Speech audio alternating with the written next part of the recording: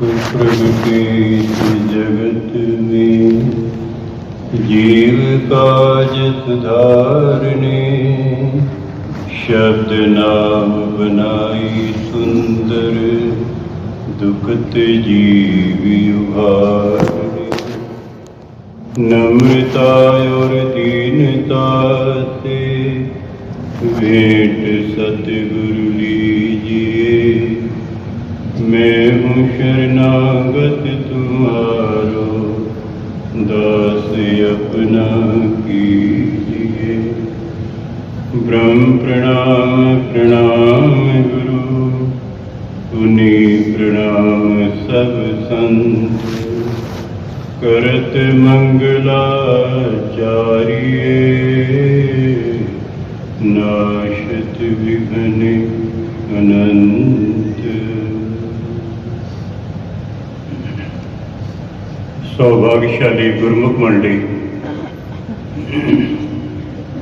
इसी प्रकार अपने मन व चित्त की समस्त वृत्तियों को एकाग्र रखते हुए एवं अपना ध्यान सन्मुख सुंदर सिंहासन पर सुशोभित अपने परम इष्ट देव श्री हजूर श्री सतगुरुदाता दयाल जी महाराज जी का पावन दर्शन दीदार करते हुए प्रेम सहित बोलिए जयकारा बोल मेरे श्री गुरु महाराज की जय।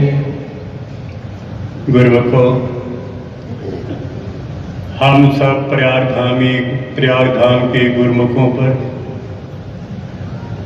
जो हमारे श्री परम हंस द्वैत मत के सम्राट श्री सतगुरुदाता दयाल जी महाराज जी ने श्री प्रयागधाम में कृपा फरमा करके हम सब गुरुमुख जनों को अपने पावन दर्शनों से, पावन आशीर्वाद से एवं पावन वचनों से जो निहाल किया है, इस खुशी में मैं सब गुरुमुख जनों को लाखों लाख मुबारकबाद देता हूँ।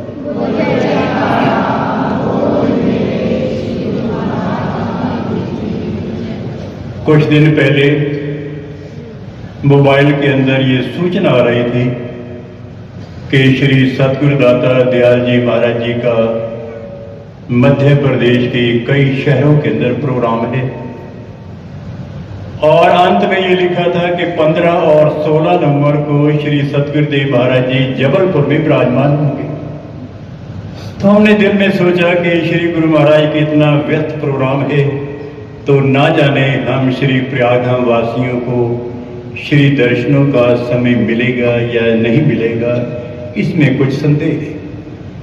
लेकिन श्री सतगुरुदाता दयाल जी महाराज जी का अपने सेवकों के साथ कितना एक प्यार है, कितना स्नेह है, कितनी दया करते हैं, कितनी रहमत करते हैं कि अपने इस व्यस्त प्रोग्राम में से श्री प्रयागधाम के लिए भी समय निकाला और अपने पावन तन पर अनेक कष्ट सहन करके हमें अपने पावन श्री दर्शन से निहाल किया, जो ये श्री सतगुरुदाता दयाल जी महाराज जी का हम जीवों पर इतना बड़ा परोपकार है, उपकार है, इसका हम बदला नहीं चुका सकते।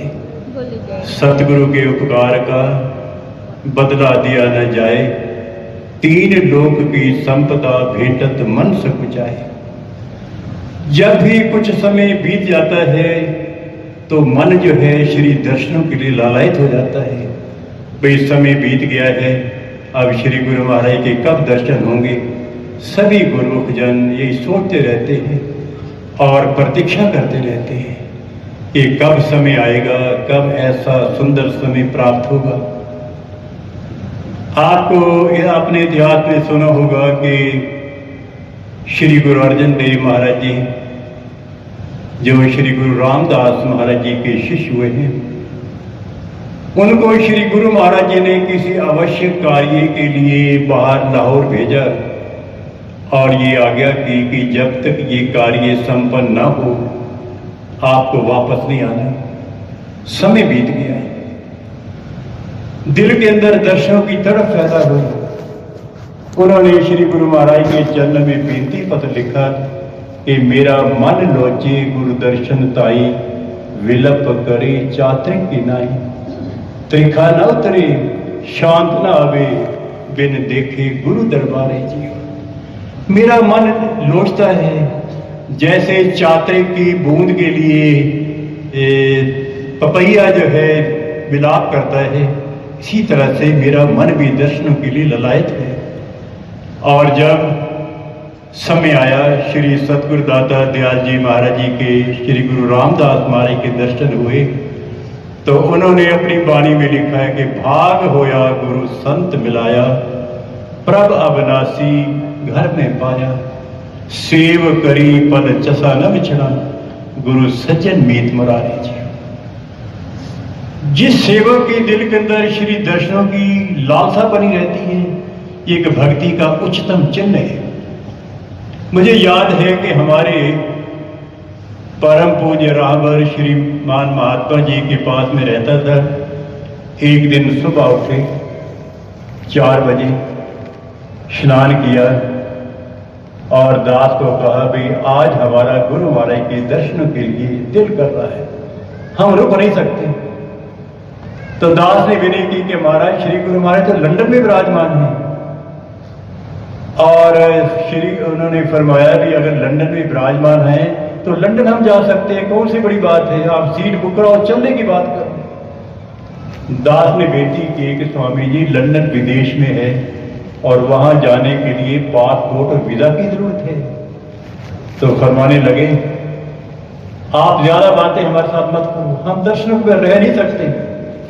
खैर जैसे कैसी भी दास ने श्री चरणों में उनकी बेनती की कि महाराज जब श्री गुरु महाराज जी अपने देश में कृपा करेंगे तो फिर दर्शन के लिए चलेंगे।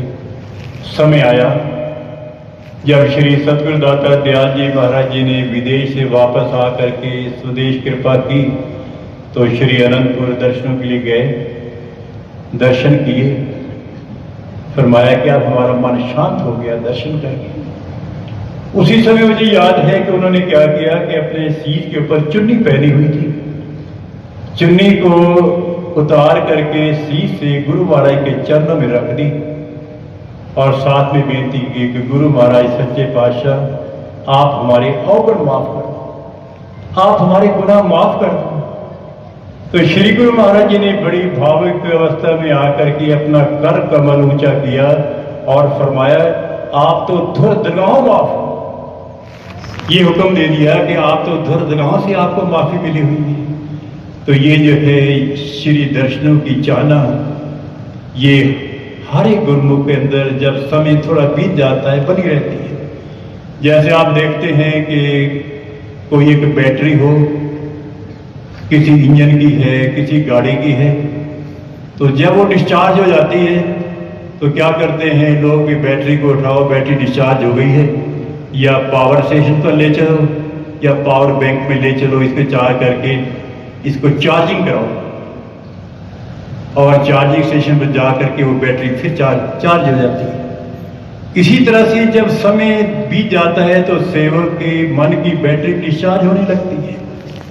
लेकिन जो ये सतगुरु का जो चार्जिंग स्टेशन है, बैटरी को तो चार्जिंग स्टेशन पर ले जाया जाता है, लेकिन जो सतगुरु अपने सेवकों पर दया करते हैं वो चार्जिंग स्टेशन जो है वो पावर बैंक स्वयं जो है सेवकों के पास पहुंच करके उनकी मन की पावर को एनर्जी दे देता है।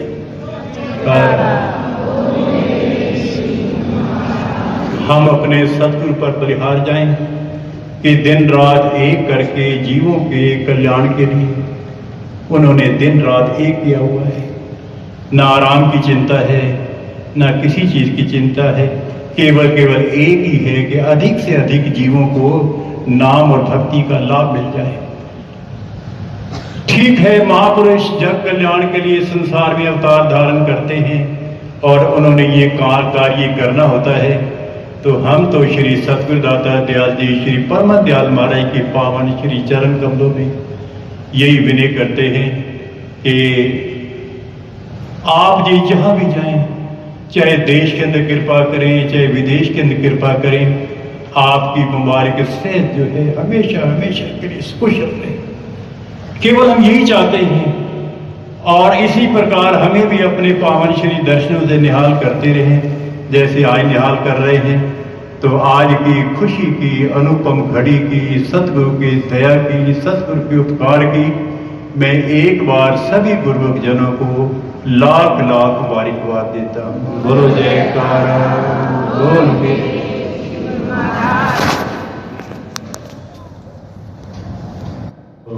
प्रगति जगत में जीव काज सुधारने शब्द नाम बनाई सुंदर दुखत जीव।